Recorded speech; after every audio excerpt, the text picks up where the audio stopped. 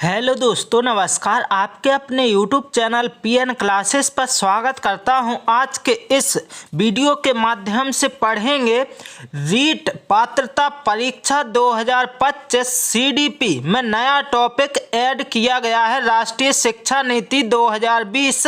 इसको इंग्लिश में क्या कहा जाता है? NEP, यानी इसका फुल फॉर्म क्या है? नेशनल एजुकेशन पॉलिसी 2020 को जोड़ा गया है।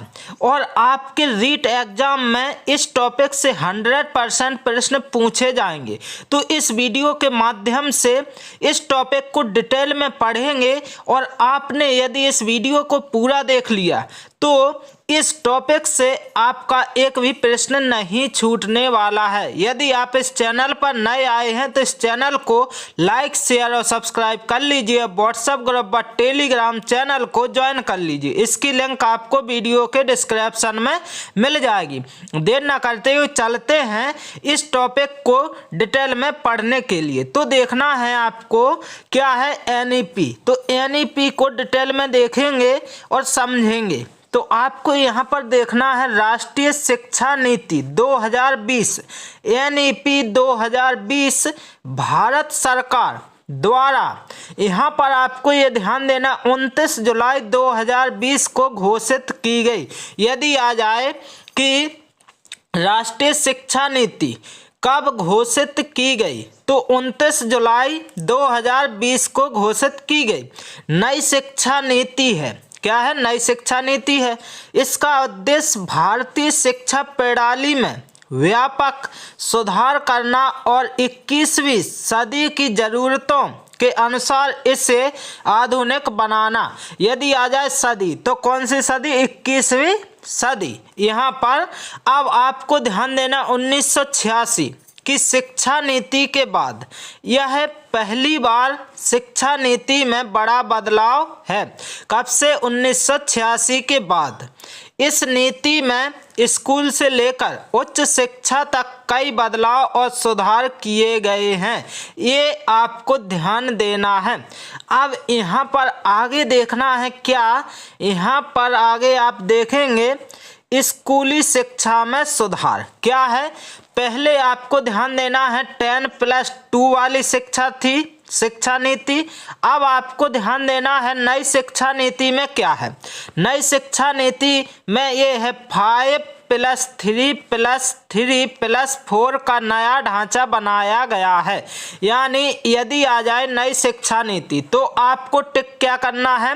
5, 3, 3, 4 के अनुसार आपको टिक करना है। और यहाँ पर देखना है क्या? 5 साल यानी प्रारंभिक चरण क्या है?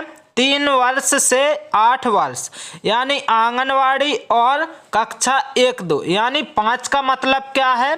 पहले ध्यान देना है 3 साल क्या करोगे? 3 साल आंगनवाड़ी में रहेंगे बच्चे। इसके बाद क्या होगा? कक्षा 1 और कक्षा 2 में पहुंच जाएंगे। अब इसके बाद अगला क्या है? अगला है इसमें जो 3 है, इसका मतलब क्या है? इसका मतलब 8 से 11 वर्ष, कक्षा 3, 4, 5 कहाँ तक पहुंच जाएगा बच्चा? 5 तक। इसके बाद क्या है? 3 का मतलब क्या है? माध्यमिक चरण यानी क्या है? 11 से 14 वर्ष, कक्षा 6, 7 और 8 तक पहुंच जाएगा।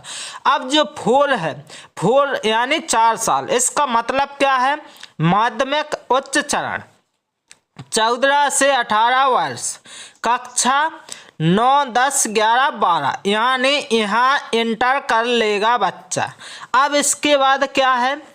अब अगली स्लाइड में आपको यहाँ पर देखना है कि मातृभाषा में शिक्षा कक्षा 5 तक और यदि संभव हो तो कक्षा 8 तक दी जानी चाहिए। मातृभाषा या क्षेत्रीय भाषा में शिक्षा प्रदान की जाएगी।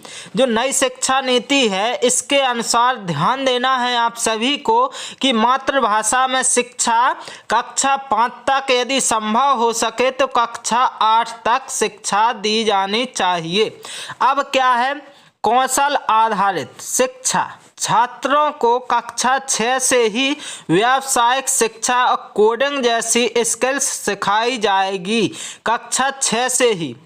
अब आगे देखना है, आगे क्या है, आगे आपको यहाँ पर देखना है उच्च शिक्षा में सुधार। क्या है, कई प्रवेश और निकासी विकल्प स्नातक पाठ्यक्रमों में 1, 2, 3 या 4 वर्षों के बाद अलग अलग प्रमाण पत्र दिए जाएंगे। ध्यान देना है।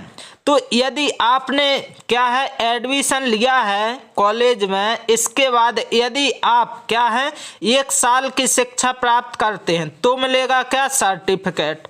इसके बाद ध्यान देना है आपको यहाँ पर कि यदि 2 वर्ष करते हैं तो मिलेगा डिप्लोमा, यदि 3 से 4 वर्ष पूरा करते हो तो डिग्री आपको प्राप्त हो जाएगी। अब देखना है क्या यहाँ पर आगे है, एक ही नियामक निकाय सभी उच्च शिक्षण संस्थानों के लिए higher education commission of India HECI। अब आपको यहाँ पर देखना है पारंपरिक विषय सीमाएं समाप्त, मल्टी डिसिप्लिनरी पाठ्यक्रमों को बढ़ावा दिया जाएगा। ये बात आपको बिल्कुल ध्यान रखनी है। अब यहाँ पर देखना है 50% लक्ष्य क्या है, 2035 तक उच्च शिक्षा में सकल नामांकन अनुपात को 50% तक बढ़ाने का लक्ष्य है। किसका, नई शिक्षा नीति में। अब आगे देखना है आपको क्या, तो यहाँ पर आप देखेंगे शिक्षक शिक्षा और प्रशिक्षण क्या है, 2030 तक सभी शिक्षकों के लिए न्यूनतम योग्यता के रूप में 4 वर्षीय इंटीग्रेटेड बीएड कोर्स अनिवार्य होगा। कितने, 4 वर्ष का। शिक्षक भर्ती प्रक्रिया को पारदर्शी और दक्ष बनाया जाएगा। अब आगे देखना है आपको यहाँ पर क्या दिया गया है, प्रौद्योगिकी और डिजिटल शिक्षा। डिजिटल शिक्षा को बढ़ावा देने के लिए राष्ट्रीय शैक्षिक प्रौद्योगिकी मंच NETF की स्थापना। अब आप देखेंगे ऑनलाइन शिक्षा को बढ़ावा और डिजिटल सामग्री का विकास किया जाएगा इस नई शिक्षा नीति के अनुसार।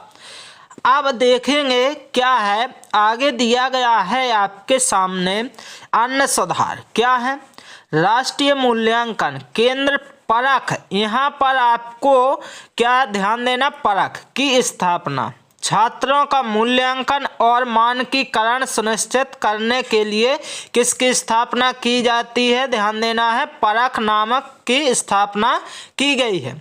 अब ध्यान देना है समान शिक्षा, सामाजिक और आर्थिक रूप से पिछड़े वर्गों के लिए समान शिक्षा के अवसर दिए जाएंगे। ऐसा नहीं है कि जिसकी आर्थिक स्थिति खराब है तो उसको शिक्षा का अधिकार नहीं है, तो इसमें क्या है, समान अधिकार दिए जाएंगे। अब आपको देखना है यहाँ पर क्या, यहाँ पर आप देखेंगे R&D में निवेश, अनुसंधान को बढ़ावा देने के लिए नेशनल रिसर्च फाउंडेशन NRF की स्थापना।